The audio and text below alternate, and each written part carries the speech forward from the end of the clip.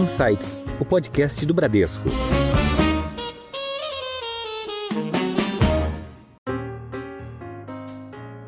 Porque a gente gosta de bolsa, a gente acredita que a médio e longo prazo... Vocês têm esse histórico, né? É assim que a gente rentabiliza o patrimônio, assim, eu brinco, mas é verdade, assim, eu não conheço nenhum bilionário da NTN-B, não conheço nenhum bilionário que investiu só no CDI. As pessoas bem-sucedidas que a gente conhece são pessoas que ao longo do tempo tomaram risco. Olá, tudo bem? Você ouviu agora alguns dos destaques de hoje, mas tem muito mais. Eu sou a Juliana Maeda e este é o Insights, o seu podcast semanal com ideias que provocam um novo jeito de pensar. Um grupo de sócios com mais de 20 anos de experiência no mercado financeiro, o Insights traz essa semana uma discussão sobre cenário macroeconômico, oportunidades de investimentos e já que estamos no mês internacional das mulheres, é claro que falamos sobre as mulheres no mercado de gestão de recursos. O nosso bate-papo é com a Sara Delfim, sócia fundadora e gestora de fundos da Dália Capital. Sara, bem-vinda ao Insights. Obrigada, Juliana, prazer estar aqui com vocês. E também está conosco a Priscila Ramires, estreando no Insights, superintendente de produtos da Bradesco Asset. Pri, bem-vinda ao Insights. Obrigada, Ju. O prazer é todo meu em participar desse podcast que é disparado o primeiro da minha playlist. Que ótimo. Sara, eu queria começar falando um pouquinho sobre a Dália. Você fundou, junto com os seus sócios, em 2017 a Dália, né? Depois você passou muitos anos em um banco grande, em alguns bancos grandes. Então, como é que foi esse processo de mudança de carreira? Você saiu do sell side, né? Da ponta de vender ações para a ponta de comprar ações, para o buy side, né? Como é que foi essa fundação, essa mudança de carreira, a união com os seus sócios e por que o nome Dália? Não, tá bom, vamos lá. Como você falou, eu trabalhei quase 20 anos, né, em grandes instituições, né, e o meu trabalho sempre era analisar as empresas listadas no Brasil e na América Latina e recomendar aos investidores o que comprar e o que vender e o porquê. Aí depois de 20 anos fazendo todo dia a mesma coisa, meio que você repensa, né, até pela idade, né, a vida é cíclica, e agora o que que eu faço? Já não tenho tanto entusiasmo de fazer aquilo todo dia. Aí antes que o gás caísse, a energia caísse, eu falei, acho que é hora de encerrar esse ciclo. E dado que eu passei a vida toda recomendando aos investidores o que comprar e o que vender, por que não fazer isso, né? Com meu dinheiro, dinheiro da família, de amigos, sei lá. Eu não tinha pensado ainda em Dália ou montar uma gestora, mas eu sabia que eu queria fazer alguma coisa diferente, mas ainda nesse ambiente de bolsa. Aí a decisão mais difícil da minha vida foi pedir demissão, porque obviamente você está num banco grande, com toda a infraestrutura, estrutura, você já está naquela zona de conforto, estabilidade, né? É difícil tomar essa decisão, mas eu falei, sei lá, acho que é o sexto sentido feminino, né? Pô, é hora de fazer. E saí, mas sem saber o que eu faria. Quando eu fui pedir demissão, é que eu soube que o Felipe Hirai, que era colega lá do banco, e também havia pedido demissão. Mas tá ainda tudo muito confidencial, porque ele estava preparando a transição de saída dele. Eu falei, sei lá, que coincidência, né? No mesmo timing. E a gente saiu praticamente juntos do banco e essa semente, essa ideia de empreender e fazer alguma coisa, né? Investimentos, cresceu. E aí a gente pensou, bom, o que a gente precisa para montar uma gestora? A gente precisa de um time, né? Com pessoas que a gente queira trabalhar mais 20 anos. Então, foi meio óbvio a gente procurar pessoas que também trabalharam conosco lá no Bank of America, e aí a gente pegou um, pegou outro, essa pessoa tem muita complementaridade ao time, e foi assim que nasceu, assim, de uma ideia bem embrionária, mas que com as pessoas que a gente imaginou, assim, teria tudo para dar certo, né? Porque o business de gestão é um business de pessoas, né? Então, acho que é importante primeiro definir as pessoas. E naquele momento eu era a única menina, né, desse grupo de sócios. E naquela época, então, eu fiz as 3 exigências, né? Me senti, a única minoria, então eu tenho todo o direito de pedir coisas. Uma delas foi o nome, que você inclusive perguntou, o nome Dália, foi uma exigência de querer um nome feminino, nada de letras gregas, cidades de guerra, foguetes. Cidades do Brasil também tem muitas, Muita, enfim, de assim, queria uma tudo, coisa brasilidades. diferente, assim, que não havia ainda na Faria Lima. E dália é uma flor, né, latino-americana que resiste a vários tipos de clima, que era um pouco da essência que a gente queria para a empresa, assim, um negócio que perpetuasse. E, por coincidência, a dália carrega as iniciais dos sócios fundadores, né, então foi uma coincidência feliz. A exigência da diversidade, que obviamente no início a gente nasceu sem CID, assim, a gente juntou as poupanças de todo mundo e fundou a gestora. Então não dá para você exigir muito no início. Mas eu falei, olha, se a empresa realmente der certo, na maturidade eu gostaria que ela fosse uma empresa diversa. E hoje, depois aí de quase 7 anos, sim, somos uma empresa que 40% do quadro é feminino.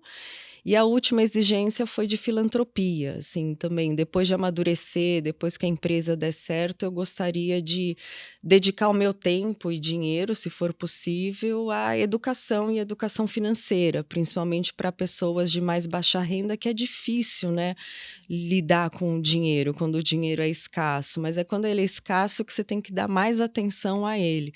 Então, isso a gente também está conseguindo fazer. Então, isso é um pouco da história. Muito bacana. E Sara, a gente aqui na Asset acompanha diariamente os desafios do cenário, né? Mas eu queria saber como que vocês estão avaliando o ambiente econômico, meta fiscal, inflação, juros no Brasil. Você recentemente destacou que o Brasil teria uma nota 6, né? Você continua dando essa nota para o Brasil? O que embasa essa nota que você deu? Quando você tem um choque de petróleo, você nada mais empurra de novo a inflação para cima, porque tudo demanda petróleo, né? O microfone que a gente está usando, o copo, o papel, assim, ele está em tudo. Então, você teve 3 anos, assim, de sequências de coisas muito difíceis. Isso levou a inflação no mundo todo para cima, não só no Brasil. Então, os bancos centrais, a única coisa que eles têm a fazer é aumentar os juros para conter essa inflação, esfriando a economia. E esse trabalho foi feito, né? Quando a gente olha Estados Unidos e Brasil, a inflação que chegou a 10%, hoje está rodando 4 aqui no Brasil, 4,5 nos Estados Unidos, ali perto de 3. Então, assim, o trabalho dos bancos centrais foi feito. Mas agora você precisa entrar numa normalidade para então a gente discutir de novo, no Brasil, a continuidade da queda de juros, que a gente já começou em agosto do ano passado, e nos Estados Unidos, quando que o Fed vai fazer o primeiro corte, né?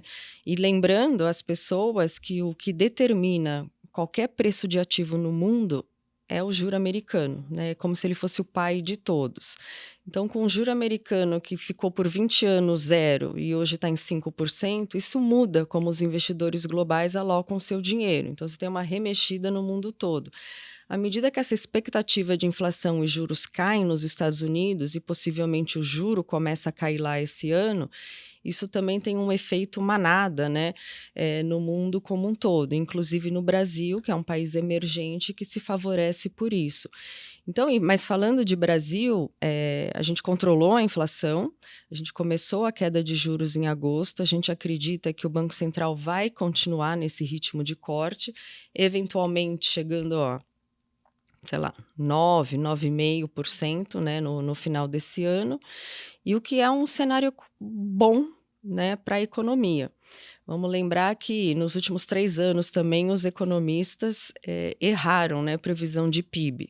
Todo ano o PIB começa em 1% e termina perto de 3%. Então tem alguma coisa acontecendo no Brasil que os economistas não estão conseguindo capturar. Pode ser resultado já das reformas que a gente fez recentemente, como a reforma da Previdência, a gente fez uma mini reforma tributária, a gente fez mini reforma trabalhista, a lei do saneamento, a lei da telecom, várias coisas que trazem ganhos de produtividade. Então, talvez os modelos, né, não consigam capturar isso. Então, mesmo com um cenário de juro muito alto no Brasil, o Brasil tem surpreendido em crescimento. Então, num cenário que o juro começa a cair e está caindo, possivelmente a gente vai continuar tendo surpresas positivas em crescimento.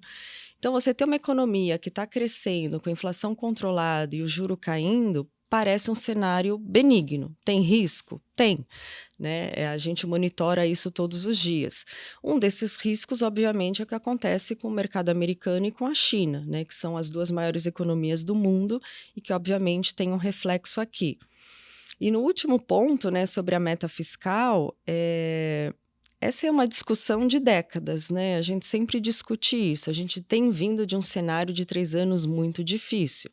É como um orçamento familiar. Às vezes você tem um problema, você tem um evento, chacoalha, né, o orçamento da família. Você leva um tempo para organizar. Então, o Brasil precisa desse tempo.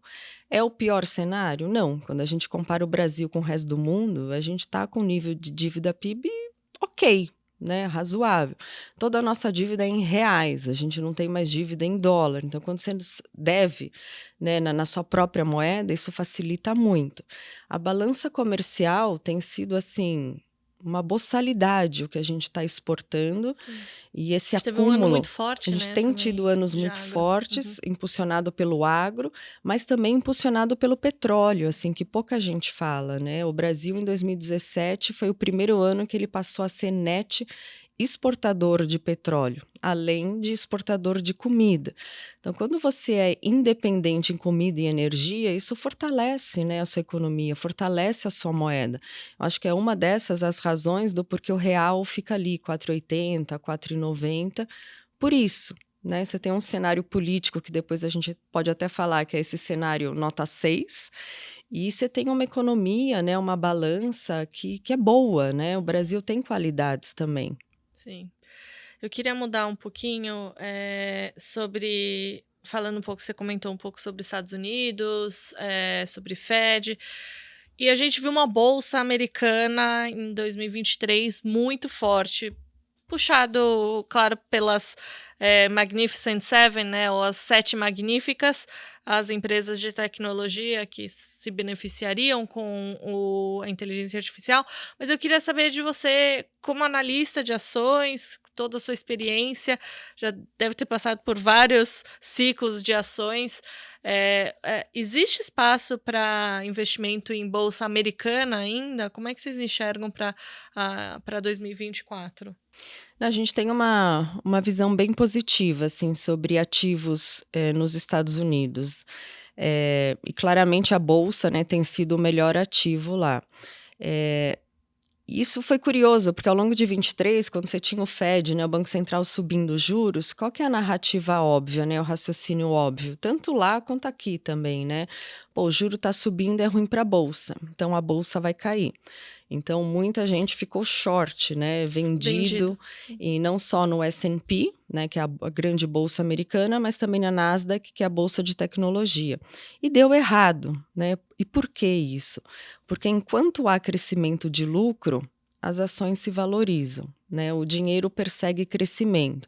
Então, se os Estados Unidos é uma economia que cresce, a sua moeda se fortalece, a sua bolsa se fortalece. Se as empresas continuam, principalmente as de tecnologia, crescendo earnings, desenvolvendo novas tecnologias, novos produtos, isso traz crescimento, a ação se valoriza. Então, quando você olha o gráfico, a bolsa de lá subiu muito. Dá a impressão de que ela está cara, mas quando você olha o lucro das empresas, ele superou as expectativas. Então, quando você faz aquela divisão, né, do valor de mercado da bolsa a soma do lucro das empresas, ele está até um pouco mais barato do que estava, porque as empresas cresceram mais do que o mercado projetava. E tem assim, são especialistas, né? São pessoas que passam 24 horas do dia, 7 dias na semana, estudando as empresas. Por que as empresas surpreendem? É porque é muito difícil você medir o quanto a tecnologia agrega. A gente está aqui falando e 1000 coisas estão acontecendo, né? O ChatGPT está ali, está criando produtividade, está reduzindo o custo das empresas, a inteligência artificial diminui o custo das empresas. Então, é tanta coisa dinâmica acontecendo ao mesmo tempo que é difícil você quantificar. Claro. Assim, quando a gente olha Estados Unidos como um todo, é a grande potência do mundo. Ele vai continuar crescendo mais do que a média do mundo? Vai. Então, provavelmente, a sua moeda vai continuar fortalecida. Então, a gente também gosta do dólar. A gente gosta do dólar em relação a uma cesta de moedas mais frágeis. Não em relação ao real, porque quando a gente pensa dólar forte, a gente correlaciona ao real, que é a nossa moeda. Mas a gente gosta, o real é bom também, porque eu falei, a gente está exportando muito. Quanto mais você vende para o exterior, mais reais entram na economia. Então, isso também defende a nossa moeda. A gente gosta do dólar em relação a uma cesta de moedas mais frágeis, por exemplo, a Europa, o euro. É uma economia super fragilizada, assim, os caras dependem de importar comida, importar energia, uma população que envelheceu, que não gera riqueza, não consome riqueza. Então é muito difícil o euro se valorizar em relação ao dólar. A gente pode, o dólar australiano, moeda sul-africana, tem uma cesta de moedas que a gente acha que são mais fracas do que o dólar, inclusive a moeda chinesa, por conta de todo o desafio que a China tem, que a gente pode até falar depois. Então, como geografia, a gente acha que os Estados Unidos é um lugar que você tem que estar investindo parte da sua poupança. E aí, quando você olha as empresas, assim, é muito difícil lutar contra essas empresas de tecnologia, porque é muito difícil você lutar contra a lei de Moore, que é uma coisa que a gente estudou, e a lei de Moore, ele é o fundador da Intel. E ele, há 50 anos atrás, ele dizia: a capacidade de processamento de dados dos computadores dobra a cada 18 meses.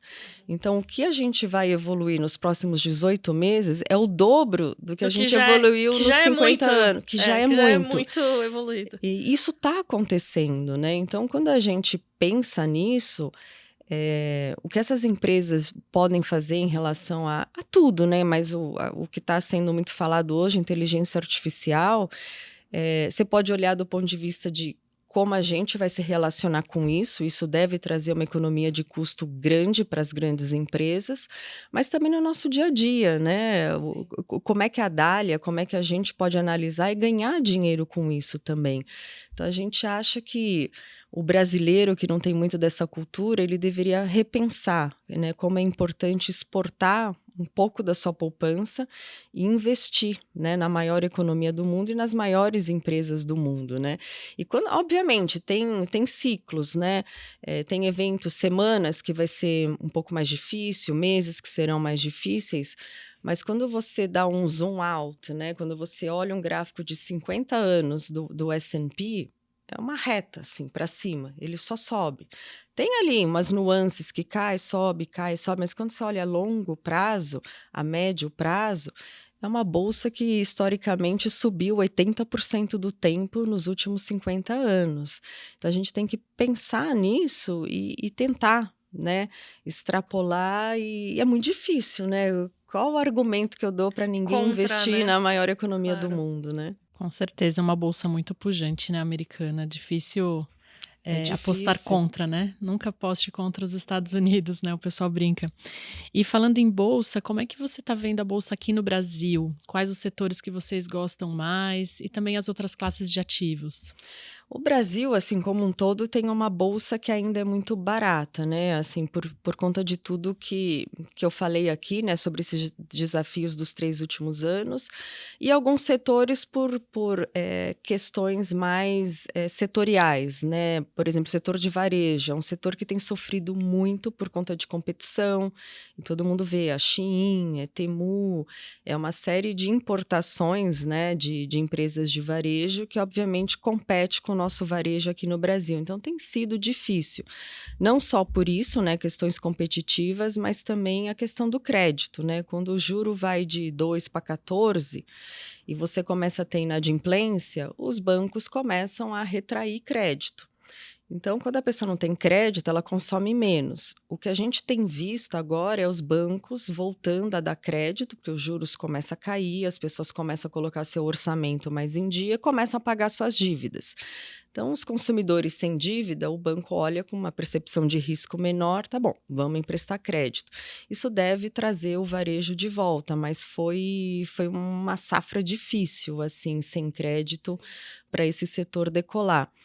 Então, assim, no geral, é uma bolsa muito barata. Uma coisa também, assim, que a história ensina, quem está na Bolsa são as maiores e melhores empresas do Brasil. Então, são as empresas com melhor acesso a crédito, têm o melhor grupo de executivos, os melhores funcionários, têm dinheiro para investir em tecnologia, em logística, e essas empresas sempre saem fortalecidas das crises. A gente viu isso em 2014 a 2016, né, com a recessão do governo Dilma. Essas empresas saíram mais fortes, porque, infelizmente, né, o pequeno e médio competidor, ele morre pelo caminho, ou ele encolhe, então fica mais fácil para elas competirem. E a mesma coisa depois do Covid. Essas empresas, de fato, melhoraram porque o pequeno e médio competidor praticamente sumiu. Então, isso é uma coisa que a história mostra, né? Então, a gente viu até a crise como uma oportunidade de investir em alguns setores, algumas empresas Que estavam baratas, que estavam eventualmente. baratas, e você fala, pô, assim, se tá difícil para esse, imagine para o resto. Então, com o tempo, e assim, o tempo soluciona tudo, essas empresas vão consolidar o mercado. Organicamente, porque os outros morrem, ou até ativamente fazendo M&A, fusões e aquisições. Mas, no geral, assim, a gente gosta da Bolsa do Brasil, até o ano passado, também 2023, que foi um ano difícil, né? A gente começou com a eleição, muito barulho político, muito barulho de juros, de independência do Banco Central, uma série de coisas, e ainda assim a Bolsa foi o melhor ativo do ano passado. E a gente acha que esse ano também ela é candidata a ser um bom ativo. Porque, de fato, você tem as empresas com juro caindo, isso melhora a percepção de lucro das empresas. Com o juro caindo, as pessoas voltam a consumir, então a receita das empresas também aumenta. É uma combinação de fatores que a gente acha que é bom para o lucro das empresas. Setorialmente, a gente gosta ainda bastante do setor elétrico, porque é barato, né? Hoje a gente escuta muito, né? O grande competidor da Bolsa são os títulos incentivados, né? A gente escuta muito, a debênture da Eletrobras paga IPCA mais 7. A gente, como gestor, a gente tem que decidir o que é melhor para o nosso cotista. Eu devo investir na dívida da empresa, na debênture pagando IPCA mais 7, ou eu devo investir na ação da Eletrobras pagando IPCA mais 15? Então, essa arbitragem a gente tem que avaliar e escolher o que é melhor para o cotista, né? E como a Eletrobras tem centenas de outras empresas que, quando você olha por essa ótica, né, de retorno real, IPCA+, tem muita empresa dando IPCA mais 10, IPCA mais 15, são empresas muito boas, não são empresas desconhecidas, sombrias, são grandes empresas, né? Então, no geral, a gente gosta do setor elétrico, a gente gosta do setor de bancos. Varejo, a gente ainda tem um pouco de receio, porque o ambiente competitivo ainda é muito difícil. Então, a gente gosta de empresas do varejo que têm diferenciais, seja uma marca que seja desejável, que o consumidor goste. E, normalmente, quando você tem marca, né, o seu preço é mais caro. Então, se o seu preço é mais caro, o seu público é mais de alta renda. E alta renda, com o juro a 14 ou com o juro a 2... Tem menos ele é rico do sensibilidade. mesmo jeito, ele tem menos sensibilidade, então ele continua consumindo. Ou empresas que se diferenciam pela escala, por exemplo, como o Mercado Livre. Assim, o ano passado eu fiz essa conta, eles entregaram 50 pacotes por segundo. Eu Impressionante. contribuí, eu sei que pacotes. você contribui também. Também. A Pri provavelmente também certeza. contribui para Não, essa estatística. Em toda a portaria, com certeza que todo dia tem um pacote amarelo, assim. Sim. Então, o ecossistema que eles criaram, né, de e-commerce, de logística, de crédito, tudo conectado, assim, é uma escala, assim, 50 pacotes por segundo, é muito difícil um segundo e num colocado lugar- chegar lá. E num lugar que a logística não é fácil, Não né? é O Brasil, eu fácil. sempre fico pensando nisso, que o Mercado Livre consegue ter um sucesso num ambiente de Sim. logística muito desafiador. Não, né, o no Brasil é enorme, assim, São Paulo é enorme, né? Independente muito de rodovias, né? Que tem Exato. todos os Então, seus desafios. você precisa ter, né, o tal da inteligência artificial, de criar aquelas rotas de forma mais eficiente. De fato, assim, 80% dos produtos já são entregues em 24 horas. Então, realmente choca, assim. Então, a gente gosta no varejo de empresas com diferenciais, seja marca, produto ou escala, que seja muito difícil ter um competidor à altura. Commodities, hoje a gente não é muito otimista, muito por conta de China, né? China, que é um grande vetor também de crescimento, né, para o mundo, tem lá muito desafio, né, históricos, né, como a demografia, também é uma população que está envelhecendo, que gera menos riqueza e que consome menos riqueza. Tem um desafio que mais ou menos 20%, né, da mão de obra masculina entre 18 e 24 anos, essa mão de obra está desempregada, 20%. Então, o risco de você ter uma convulsão social, assim, tem ali algumas fragilidades, né, na economia chinesa, e por mais estímulo que eles estejam dando, a economia não está reagindo. E pode ser por conta da demografia, é difícil dizer, mas não está respondendo como respondia no passado. Então, se China cresce menos, isso é ruim, né, para preço de commodities, então é ruim para as empresas, né, que vendem commodities, seja commodity metálica ou do agro, enfim. Então, a gente é menos otimista hoje com commodities no geral. Tá ótimo. E eu queria mencionar, vocês comentam bastante na última carta. Aliás, fica aí uma dica para quem está ouvindo a gente. As cartas da Dália são ótimas, super informativas e bem densas em conteúdo, mas com bastante opinião.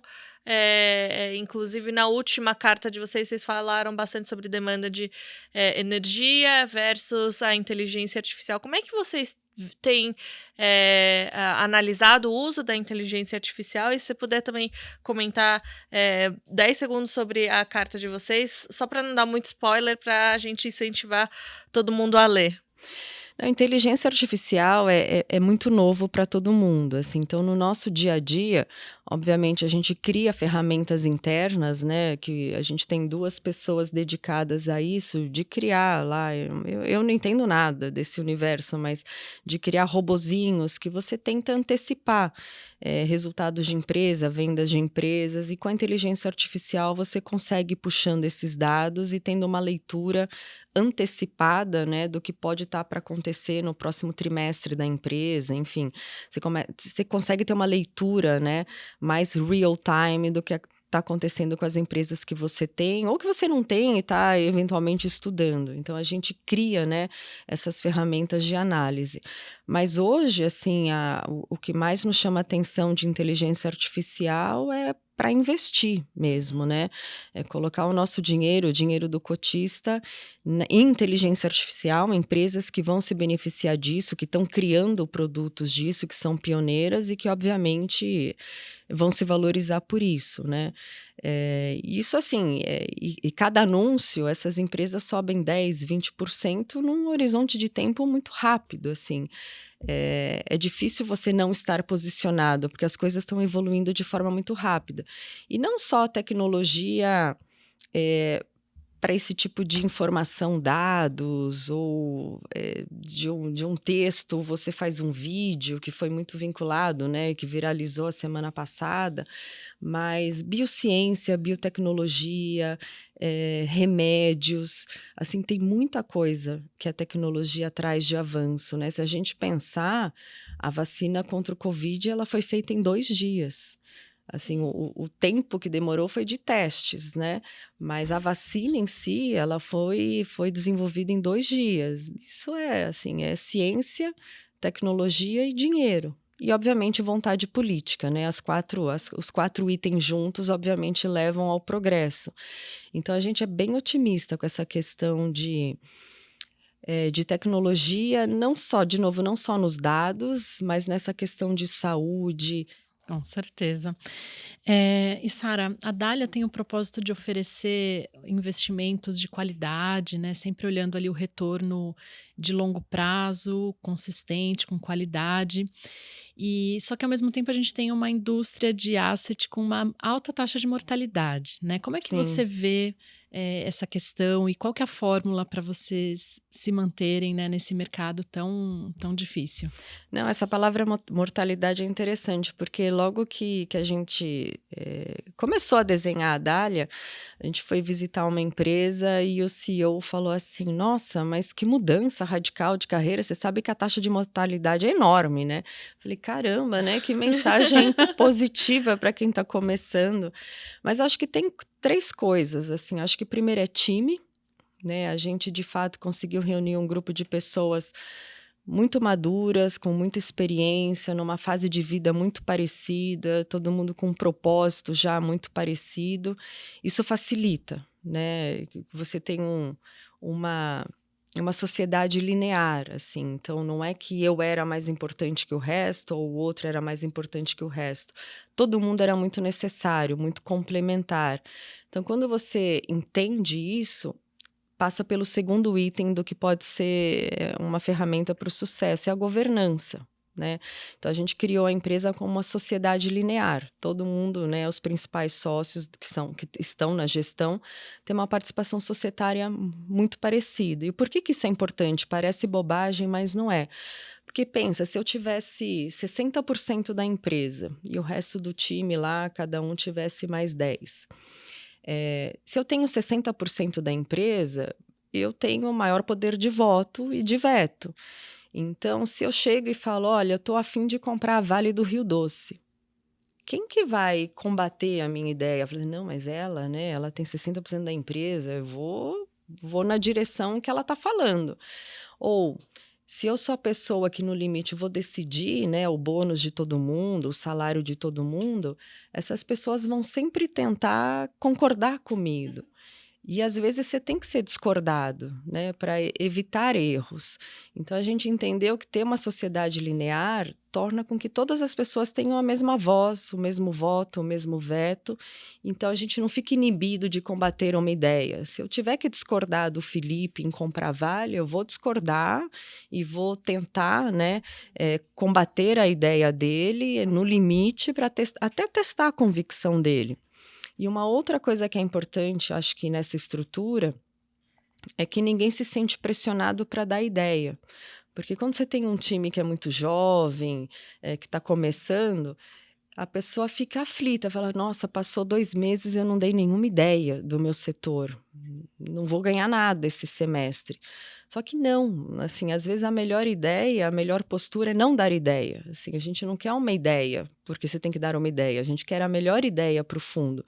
Então, como a gente já se conhece há muito tempo e todo mundo muito experiente, se eu tiver que ficar 3 meses sem fazer nada no varejo, não vou me sentir pressionada, assim. Você não precisa ficar se provando, Você né, não o precisa tempo ficar se todo. provando. E às vezes não é para ter varejo mesmo, é um cenário ruim, inflação alta, juro alto, isso corrói o poder de compra. Para que você vai comprar varejo?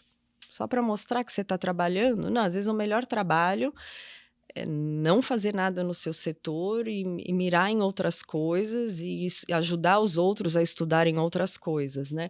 Então, time, governança. E eu acho que o terceiro elemento é o produto, né? Que foi até uma coisa que, quando a gente pensou na Dália, depois das pessoas, o produto, era um produto que refletisse a nossa personalidade, assim. A gente não gosta de sacudir, a gente não queria fazer um carro-bomba, que é um fundo que sobe 30, depois cai 20, a gente não tem personalidade para aguentar isso. Então, a gente viu o mercado com fundos puro bolsa, né, que são os que as pessoas chamam de long only, né, que é 100% do tempo investido em Brasil. E o Brasil sacode muito por diversas razões. Você tem os fundos multimercados, né, que tradicionalmente são fundos que investem mais em renda fixa e menos em bolsa, então são fundos mais aguados. E você tem o extremo que é a renda fixa, né, que é investir no CDB, CDI, que também são produtos bons, né? Quando o juro é 14, até eu botei um pedaço do meu dinheiro no CDI, obviamente. Então tinha ali um mar, né, um aquário que a gente sentia falta, que era um fundo de bolsa, mas com uma volatilidade baixa. porque a gente gosta de bolsa, a gente acredita que a médio e longo Vocês prazo têm esse histórico, né? é assim também. que a gente rentabiliza o patrimônio, assim, e eu brinco, mas é verdade, assim, eu não conheço nenhum bilionário da NTNB, não conheço nenhum bilionário que investiu só no CDI. As pessoas bem-sucedidas que a gente conhece são pessoas que ao longo do tempo tomaram risco. Você pensa no Warren Buffett, um velhinho lá dos Estados Unidos, o maior investidor pessoa física, tem quase 100 bilhões de dólares de fortuna, começou a investir aos 13 anos, hoje ele deve ter uns 90, mas 80% da fortuna dele, ele começou a ter aos 65 anos de idade. Então, aos 13 aos 65, ele foi ali rentabilizando, mas realmente a grande porrada dele foi depois dos 65. Por quê? Porque quando você investe na melhor economia do mundo, nas melhores empresas do mundo, ao longo do tempo, isso vai exponencial, né? Vai crescendo, crescendo, até que tornou ele um dos grandes, dos maiores, um dos homens mais ricos do mundo. Aqui no Brasil você tem exemplos também. Você tem o Luiz Barsi, que é um grande investidor de bolsa no Brasil, que só com dividendos também fez uma grande fortuna. Então, quando você vê esses exemplos, assim, a gente imaginava, pô, a gente vai ficar rico, né? E vai ajudar o brasileiro a cuidar melhor do seu patrimônio se a gente investir em bolsa. Mas a gente quer um fundo de bolsa que não sacuda, porque a gente não aguenta. A gente queria criar um fundo que a gente aguentasse. Então, a gente criou o Dália Total Return, que é o fundo principal, que ele é um coração de bolsa no Brasil, mas em volta dele a gente pode pôr bolsa americana, a gente pode pôr juros, a gente pode pôr moedas, a gente pode pôr commodities. Isso cria um equilíbrio que faz com que o fundo ele não sacuda tanto, né? Por quê? Se você tem um coração de Bolsa Brasil e Bolsa Americana e dólar, aí amanhã o nosso presidente faz ou fala alguma coisa ruim, a Bolsa no Brasil vai cair. E o dólar vai subir.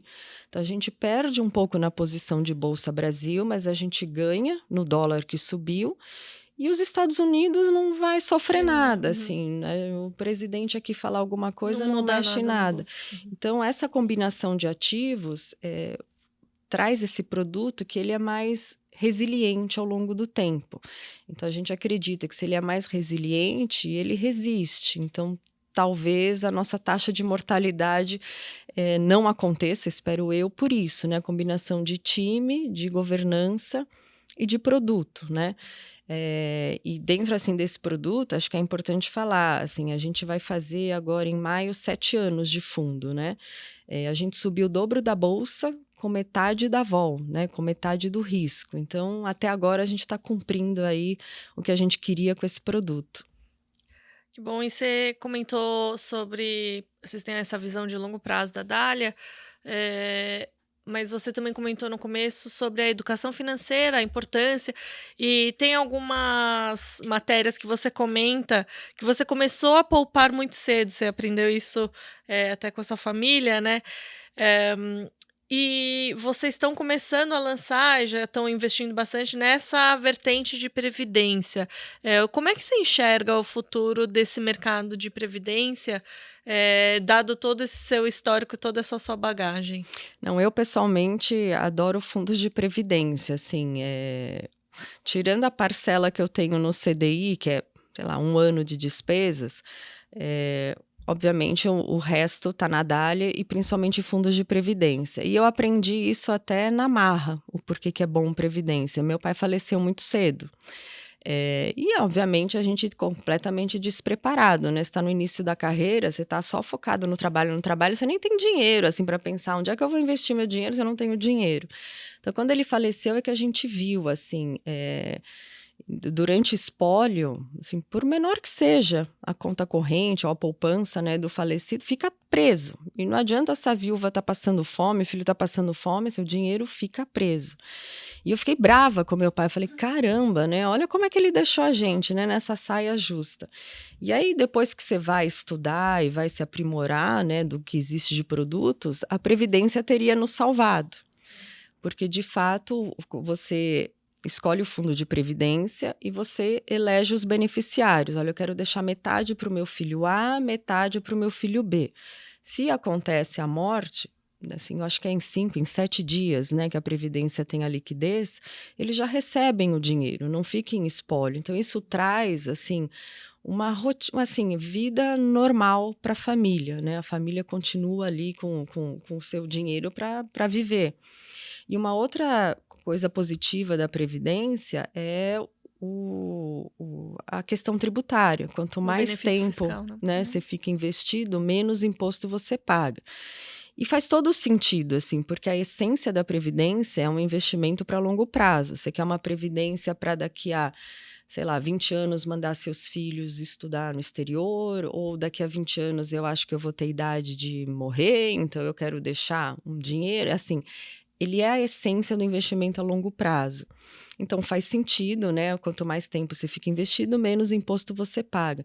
Então tem muita beleza, né? Muito benefício em investir em previdência.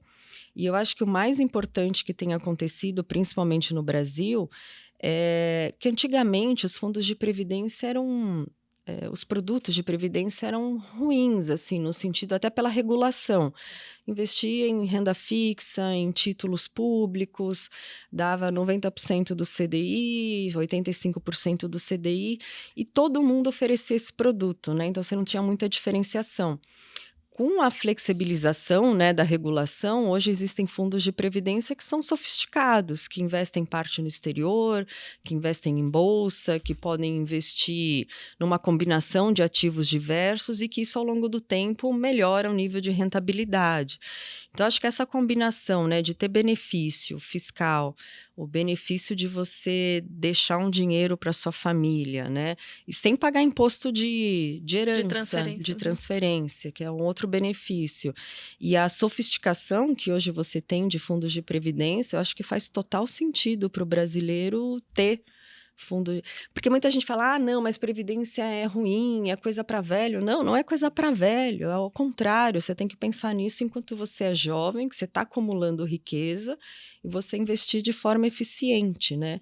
Então tem que desmistificar um pouco também esse universo de previdência, que as pessoas acham que o produto é ruim e é coisa de velho. E não é. Estão bem equivocadas.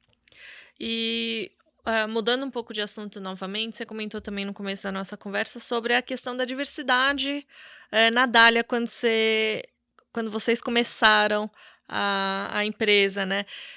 Quais são as medidas que hoje em dia vocês implementam na Dália que você acha que a gente poderia ver em outras empresas, talvez um pouco mais no mercado financeiro, que a gente sabe que é muito dominado pelos homens, e até olhando mais para o mercado de gestão de fundos, tem algumas falas um pouco, talvez equivocadas, que dizem que o mercado de gestão de recursos é mais dominado por homens porque as mulheres tomam menos risco. Assim, eu queria que você ajudasse a gente um pouco com o que vocês implementam e um pouco a desmistificar também essas falas. Essa coisa de mulher não sabe tomar risco, a gente é uma grande mentira, assim, os meninos da sala que me perdoem. Mas a gente toma risco o tempo todo, assim, e parece bobagem, mas não é, assim, quando você vai decidir se você estuda economia ou medicina, é uma decisão de risco. Se você decide aceitar uma proposta de trabalhar no Bradesco ou na Dália, é uma decisão de risco, é a sua carreira, né? A babá que você vai escolher para cuidar dos seus filhos enquanto você trabalha. Vai ficar o tempo todo com o seu filho. Exato, assim, é a pessoa que, no limite, educa seu filho no dia a dia, assim, então é arriscado se você decidir pela pessoa errada. Então a gente toma risco o tempo todo. E arrisco dizer que sempre que a família vai decidir se vai comprar um apartamento, se vai comprar um carro, assim, a voz final acaba sendo da mulher, porque a gente tem um olhar diferente, a gente tem um olhar mais crítico, a gente pensa mais no detalhe, a gente faz mais perguntas na hora de negociar alguma coisa, e a gente é menos impulsiva, assim. O meu marido é o típico que, se ele vai comprar alguma coisa, ele transparece para o vendedor que ele está super interessado. Eu falei, óbvio que você não vai conseguir um desconto. Você tem que ser frio, não mostrar interesse, que aí você vai conseguir. Então, o homem, ele é muito mais impulsivo, é mais cabeça quente. Então, eu acho que as mulheres, assim, têm características que ajudam em tudo, inclusive em lidar com o dinheiro e na gestão, que é essa coisa de ir com calma, estudar, avaliar, fazer 1000 perguntas antes de decidir. A gente também tem um negócio que a gente é mais conciliador, assim, a gente não fica entrando em combate, em conflito. A gente, aliás, acaba, né, com o conflito, com o combate, a gente tenta trazer uma visão mais neutra. Então, a gente tem habilidades que a gente tem que explorar melhor, assim, no nosso dia a dia, no trabalho. Mas eu acho que a mulher, assim, tem tudo para saber investir sozinha e cuidar do seu dinheiro e tomar as decisões difíceis, porque, assim, na vida pessoal, acho que a gente toma as decisões mais difíceis. Lidar com o dinheiro, acho que no relativo, acaba sendo até mais fácil, até porque você tem gente que te ajuda, né? Ninguém vai te ajudar a decidir a babá. Mas se você está com dúvida, pô, eu estou com dinheiro, é melhor eu colocar na renda fixa, na renda variável, na previdência. Tem pessoas hoje, né, muito qualificadas que te ajudam, que são os assessores, que são os gerentes, que te ajudam a fazer um planejamento financeiro e a decidir o melhor produto para o seu horizonte de investimento, que é importante saber também. Claro. E, Nadália, quais medidas vocês buscam implementar para dar continuidade à diversidade? Eu acho que assim, na verdade, foi até um processo natural, assim, era uma coisa que eu queria desde o início e que foi acontecendo, assim, a gente precisa contratar uma pessoa para gerenciar o risco. Você vai conversar, entrevista aqui e ali, pô, é a Érica, pô, super experiência, engenheira, sabe fazer isso, né, com as mãos nas costas, tem que ser ela. A gente precisa de uma pessoa para tocar a parte de ativos. Entrevista, conversa, pô, mulher. Foi acontecendo naturalmente, assim. Mas a gente tem um olhar, assim, a gente prefere. E não é porque a gente quer defender a bandeira, assim, simplesmente por defender. Ao longo do tempo, das contratações e do tamanho, né? A gente começou com 5 pessoas, hoje somos, acho que em 25 ou 24. É bom ter gente diferente. Assim, as pessoas pensarem diferente é bom para o todo. Se todo mundo vier com o mesmo histórico, com o mesmo currículo, com os mesmos vícios, a chance de todo mundo pensar igual é muito grande, e isso não ajuda. Então, a gente não é só diversidade de gênero, né? A gente tem diversidade cultural, tem pessoas que nem fizeram faculdade, que trabalham lá e que são excelentes. E quando a gente está discutindo temas mais genéricos, mais macros, ou mais de vida, assim, consumidor, como as pessoas se comportam, são pessoas que trazem novidades, né? Que agregam na discussão. Pessoas que fizeram faculdade Tier 4 e tá tudo bem, mas naquilo a pessoa é excelente, mas ela tem um histórico de vida mais difícil, uma família mais simples, e ela agrega também nas conversas, porque se todo mundo faz GV, todo mundo fez depois um curso nos Estados Unidos, pô, a gente vai pensar igual, não tem chance de ser diferente, né? Então, a diversidade ela é mais ampla para nós, né? Passa também pelo grau de educação, pela condição social e gênero e tudo mais. Então, E eu acho que com o tempo é um processo, né? Quando eu comecei no mercado em 97, na minha área não tinha nenhuma mulher. E no banco que eu trabalhava não tinha nenhuma mulher em cadeira de liderança. Hoje, nesse mesmo banco, a fotografia é completamente diferente. Tem muito mais mulher em cadeira de liderança, é um processo. Então, eu acho que isso naturalmente vai acabar acontecendo em todas as empresas, né? Eu acho que todas as empresas estão, né, com um pouco desse olhar, né? desse olhar, né? Que acabam concluindo que ter pessoas diferentes agrega, é bom. Sim. Bacana. E Sara, os critérios ESG, eles parecem bem discutidos já, né? Mas ao mesmo tempo no mercado a gente sente que eles não avançam tanto, né? Inclusive tem gestoras grandes que estão reavaliando, revisitando esse assunto e discutindo investimentos de transição, né? Qual que é o olhar de vocês sobre essa questão de ESG? O ESG, ele sempre foi uma preocupação nossa, né? Até na criação da empresa, né? Quando a gente vê o G de governança, a gente implementou o ESG na nossa governança. A parte do S, o social, a gente tem feito muito, né? Que é a questão de filantropia. Uma empresa com 24 pessoas, assim, é muito difícil, e com o nosso tamanho, você ter um impacto social muito grande. Então, o que a gente tenta fazer é buscar, através da educação financeira, ajudar as pessoas, dando dinheiro, energia, o que for, né, para ajudar as pessoas a entenderem melhor o mundo de investimentos e desmistificar, né, que a Bolsa é um cassino, porque não é, de novo, são as maiores e melhores empresas que estão na Bolsa. Então, a gente sempre viu o ESG como um processo, ele não é um produto, né? Então a gente nunca pensou em criar um fundo ESG, porque ele tem que estar em todos os fundos, né? Na filosofia de investimento. Fazer investimentos conscientes. Significa que eu nunca vou investir em empresa de petróleo? Não. Significa que eu nunca vou investir numa mineradora? Também não. O que eu quero ver é se a empresa tem um processo, se ela identificou as falhas, se ela está endereçando as falhas, se o que ela está fazendo tem um impacto, né, na região onde ela atua, se ela cuida daquela comunidade. Porque não dá para ser 8 ou 80, né? É um processo, é novo para todo mundo, né? E o Brasil ainda é muito dependente desses setores que são... A gente é um exportador de petróleo, de commodities, minerador, né? Então, seja a pecuária, seja o agronegócio, seja metais, né? Então, a gente sempre viu isso como um processo. Quando a gente estuda a empresa, não importa se ela é uma petroleira, mas se ela está endereçando os problemas, né, e tentando melhorar, essa nota, né, que a gente dá, ela vai melhorando. A gente tem lá uma ferramenta que a gente desenvolveu, proprietário, né, um filtro, e que a gente dá nota para as empresas. E a gente fica lá, perseguindo para a empresa melhorar aquela nota.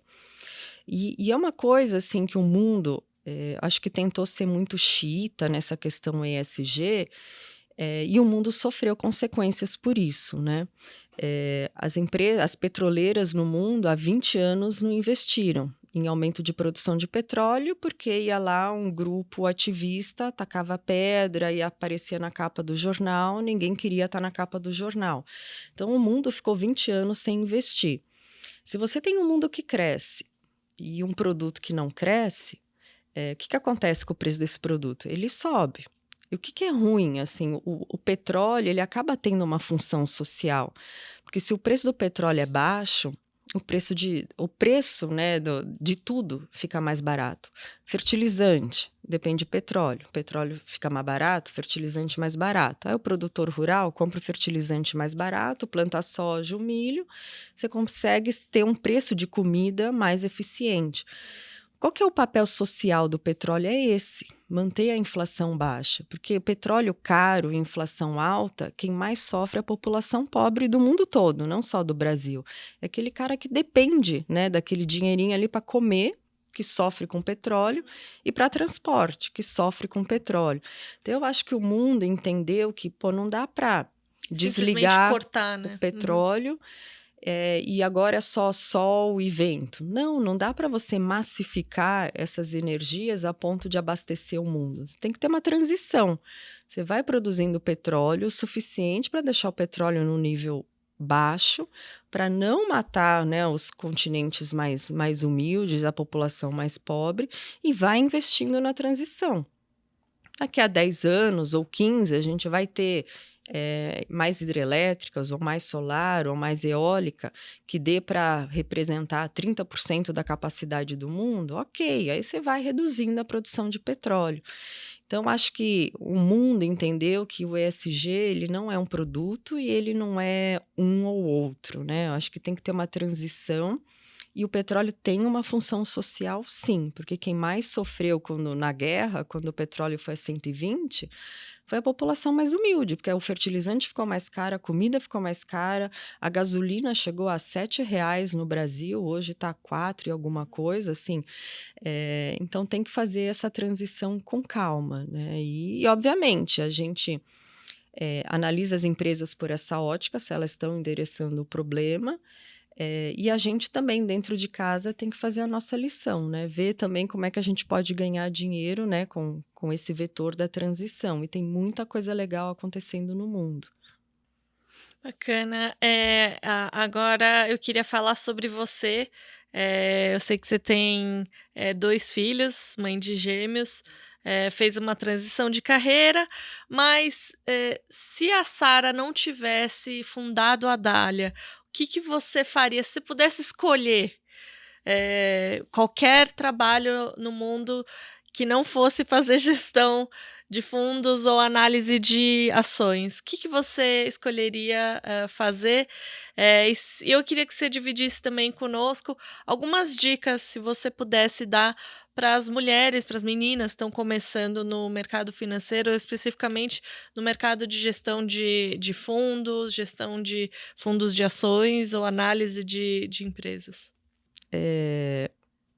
Acho que todo trabalho tem os seus desafios, Claro. né? A gente escuta muito que o mercado financeiro, ele é agressivo, ele maltrata as pessoas, mas eu acho que todo trabalho, assim, tem os seus desafios, tem as suas pressões, e quando você quer crescer na carreira, seja num banco, seja no escritório de advocacia, seja no escritório de arquitetura, assim, você vai ter que dar o sangue, você vai ter que se destacar, se diferenciar.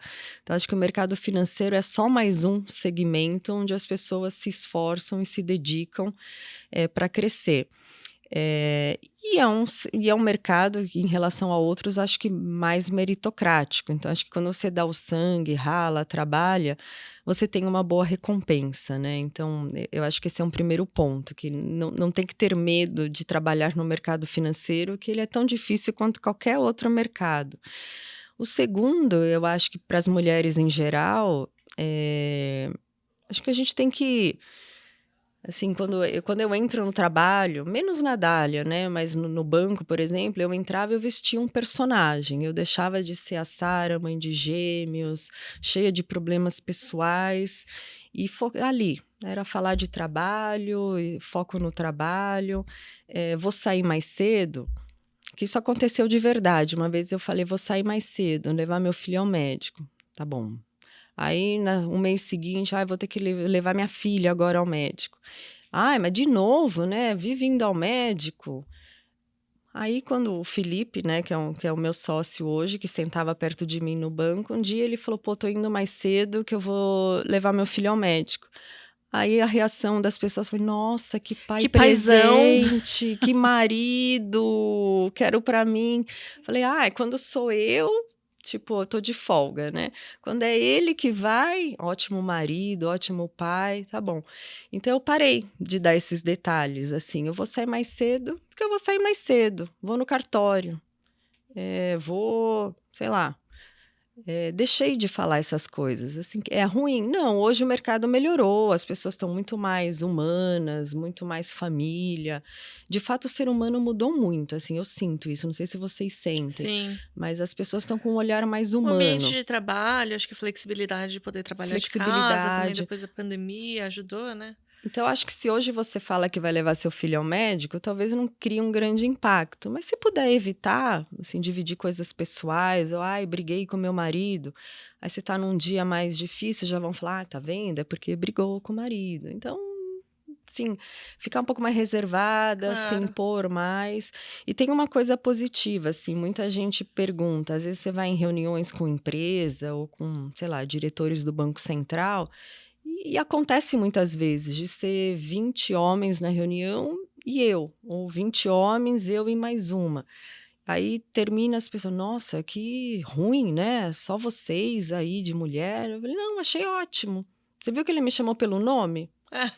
Porque, assim, para ele memorizar o Joaquim, o José, o Felipe, é difícil. Mas se só tem a Sara, a Juliana e a Priscila, para o speaker, para a pessoa que está apresentando, é muito mais fácil memorizar e chamar pelo nome. Aí, no mês seguinte, na mesma reunião, ele já vai te cumprimentar. Oi, Priscila. Oi, Juliana. Oi, Sara. Tudo bem? Com certeza. E a gente já começa a encerrar a nossa conversa, e a gente tem aqui no Insights a tradição de pedir alguma dica cultural para os nossos convidados. Pode ser um livro, uma exposição, uma série, um filme. Eu vou começar com a Pri, que eu já fiz a Sara conversar muito com a gente. Pri, qual que é a sua dica pra gente hoje? Bom, eu vou trazer 2 dicas aqui. Uma delas é um livro que eu tô relendo. Eu li há uns 20 anos e eu acho que esse é um momento de reler para a gente ter bem fresco na memória o que acontece, né, nas guerras. É o Diário de Anne Frank. É um livro que me toca bastante e eu acho que todo mundo pode ler para ter esse sentimento aí de como é viver numa guerra, né?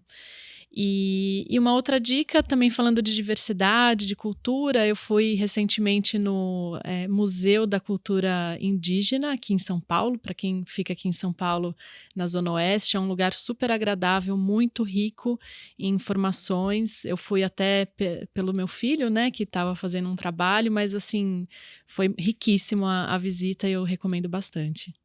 Tá ótimo. Sara, qual que é a sua dica pra gente hoje? A gente falou muito de tecnologia, né, inteligência artificial. Eu vou dar a dica de um filme que eu vi recentemente, que é a história do BlackBerry. A geração de hoje nem deve saber o que é isso, como usava, mas foi na minha vida profissional, foi uma revolução. Você ter aquele aparelhinho e real time, você acompanhar e-mails enquanto você está viajando, enquanto você está fazendo uma visita à empresa, você está ali vendo o que está acontecendo. Isso, assim, foi uma mudança muito grande. Eu lembro do dia que o banco me deu um BlackBerry, como mudou a minha vida trabalhar com aquilo. E foi um sucesso, assim, todo mundo tinha. Chegou a ter 45% do mercado. Só que ele dormiu no ponto, porque aí o Steve Jobs veio e lançou o iPhone. E os fundadores, né, os criadores do BlackBerry falaram, imagina, as pessoas não vão se adaptar, não tem teclinha, não tem um negocinho para você ficar descendo as mensagens. E ele acreditou tanto que o que ele tinha era um melhor produto, que aí depois veio a Apple, jantou, assim, o BlackBerry hoje é 0% do mercado, acabou, foi aniquilado. Então, como que uma coisa é disruptada, assim, de forma tão rápida e tão abrupta, né? E a gente, assim, acho que a beleza da nossa geração aqui é que a gente passou por essas disrupções, né? A internet lá nos anos 2000, aí depois os celulares que foram melhorando, e aí o BlackBerry que trouxe vida aos e-mails em real time, e o negócio, assim, acabou, né? Então, é a evolução da tecnologia, assim, me chamou muito a atenção esse filme, porque eu não, como usuário, você não se atenta, mas de fato, fala, caramba, o Faz cara... pouco tempo, né? Não Faz pouco tanto tempo, o cara tinha 50% do mercado e hoje não tem nada, acabou. Obrigada pela dica, Sara. E esse foi mais um episódio do Insights, o podcast do Bradesco. E eu tive o prazer de conversar com a Sara Delfim, sócia fundadora da Dália Capital. Sara, obrigada pelo papo, eu adorei. Obrigada, meninas, foi um prazer. E eu também quero agradecer a Priscila Ramires, Pri, minha colega de Bradesco Asset, head de produtos. Muito obrigada, Pri. Muito obrigada, Ju, foi um prazer. E o Insights está nas principais plataformas de áudio e no Instagram, no perfil podcast.insights. Segue a gente e fique por dentro das gravações, dos bastidores e muito mais. Tchau, até!